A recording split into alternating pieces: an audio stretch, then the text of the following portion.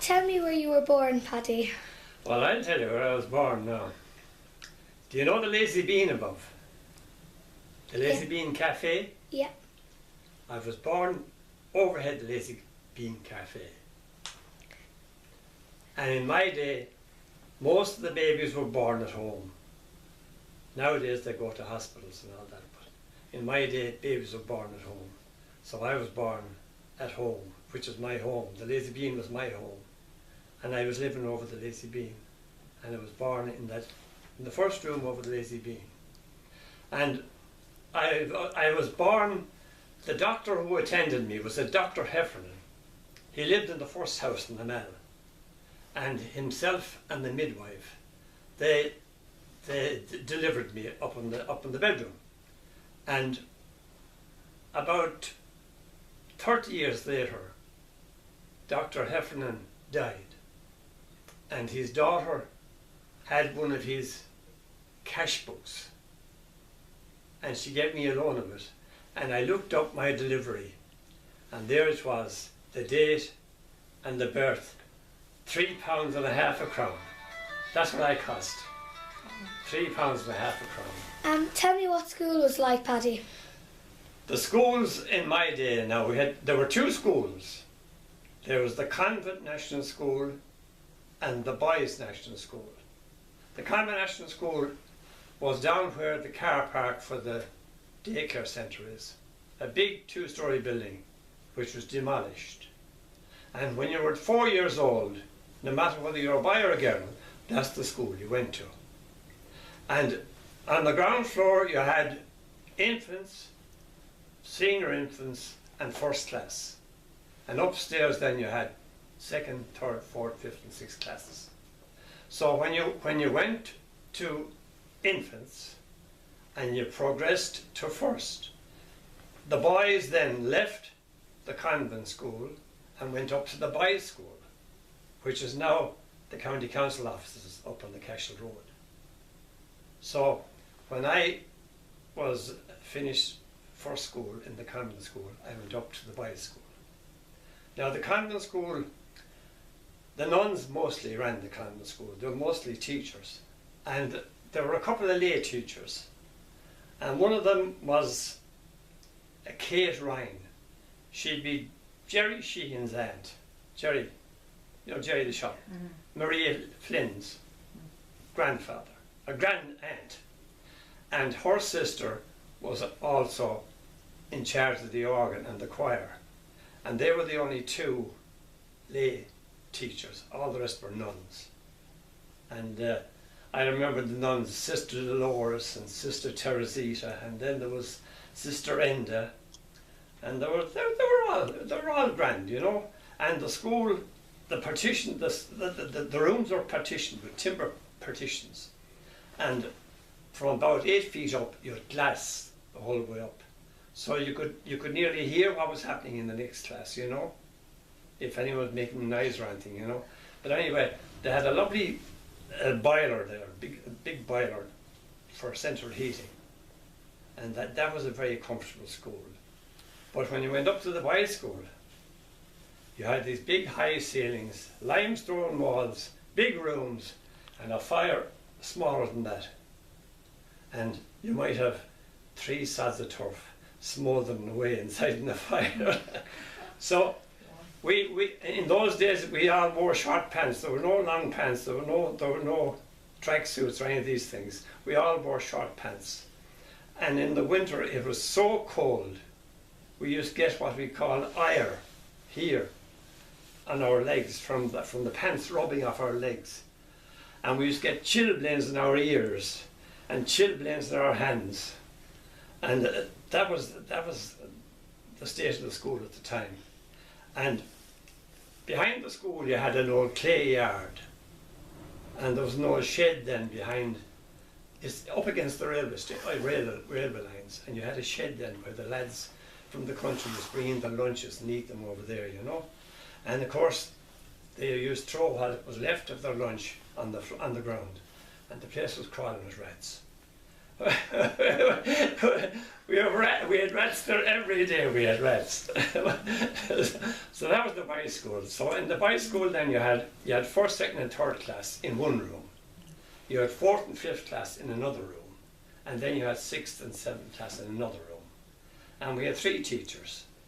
One was Mr. Granville. He did 1, 2, and 3. We used to call him Vicky because his name was Vicky Granville, you know. So we used to call him Vicky. And then we had Jimmy Herbert in fourth and fifth class. And we called him Baldy because he was Baldy. And then we had the head principal was Liam P. O'Connor. He was a real gaily goer, you know, and he bet the Irish into us. Yeah. So that was school in my day. And we had none of the comforts you have now, I'm telling you. What type of games did you play in school? Well, you see, we only had an old clay yard. You couldn't play any games really, you know. But what we used to play was horses and jockeys. You'd have a small little lad out of maybe first or second class, and he'd have a fellow out of sixth class who would be the horse, and he'd be the jockey. And he'd be up on his back, and we'd try and pull each other off. They'd try and pull the jockey off the horse's back. And the stronger the horse and the stronger the jockey won the. That's the only game we used to play, you know. Yeah, we used to play hurling matches up along the street. And we used to play rounders, you know, rounders like baseball.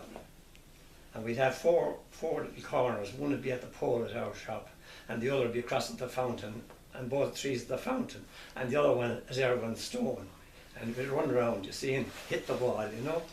And we used to use the end wall of the library, the one facing the chemist shop there. That was our ball alley. We used to play handball off that wall the whole time, you know.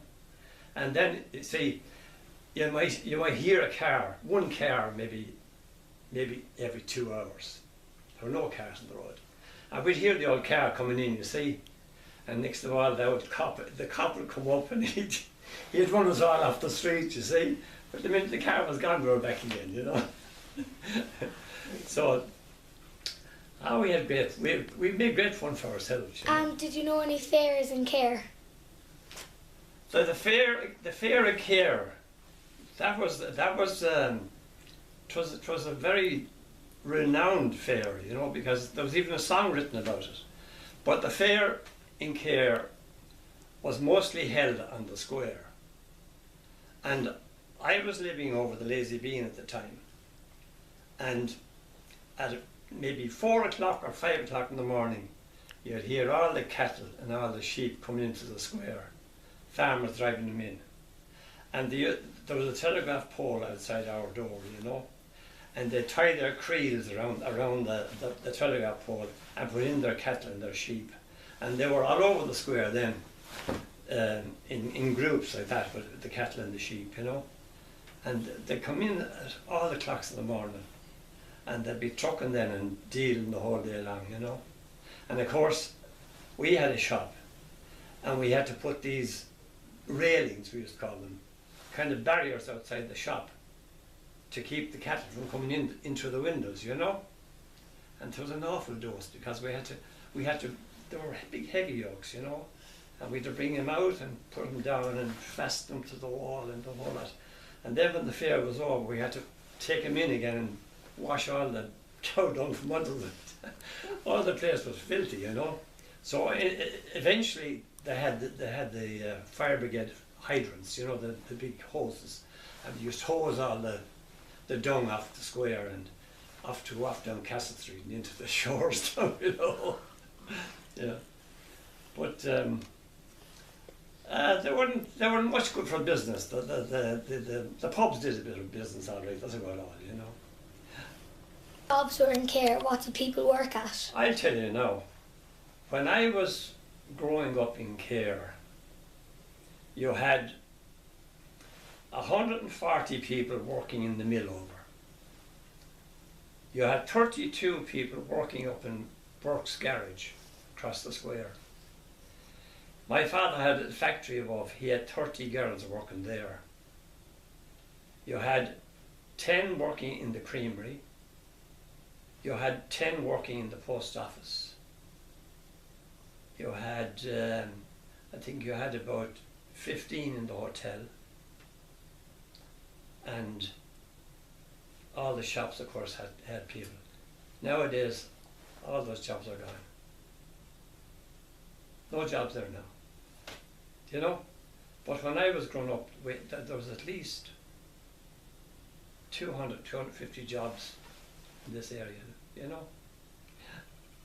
So it's the sign of the times. Were you ever involved in any plays or concerts? All my life.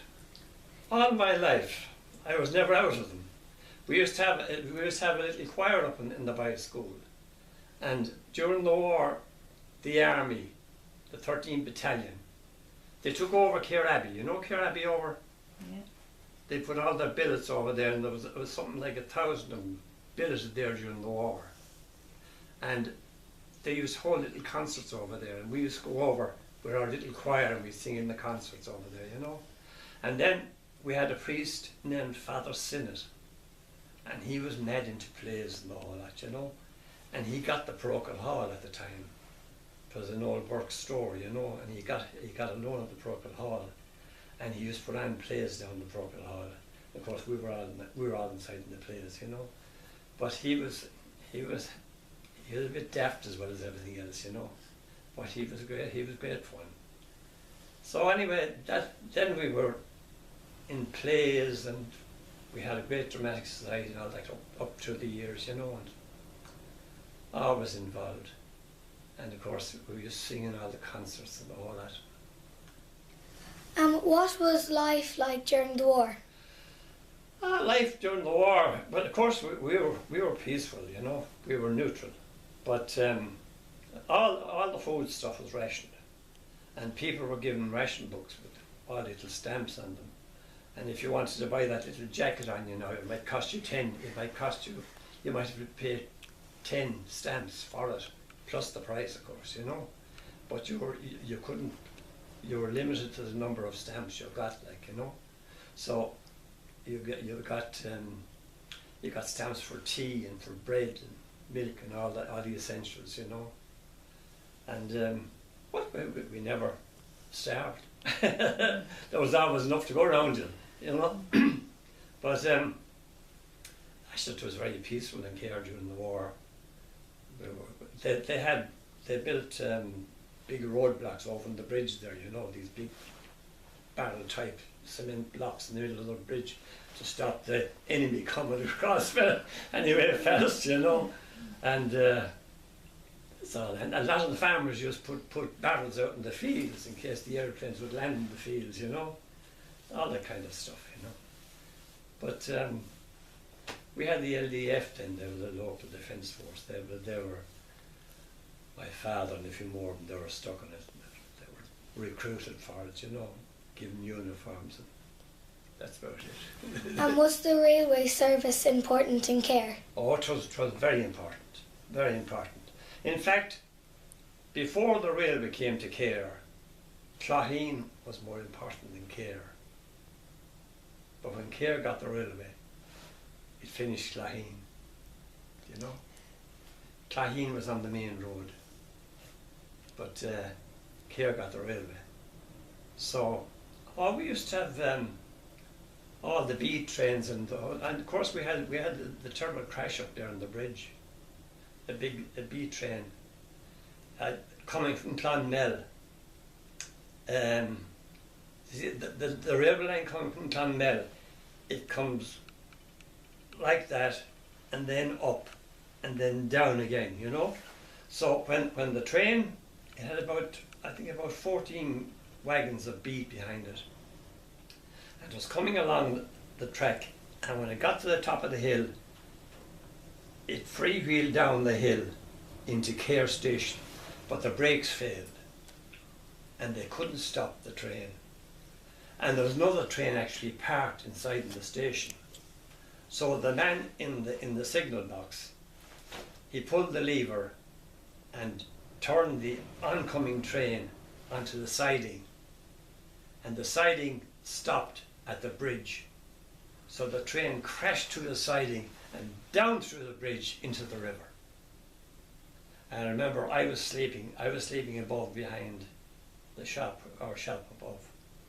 And I woke up with this terrible noise at about 2 o'clock in the morning.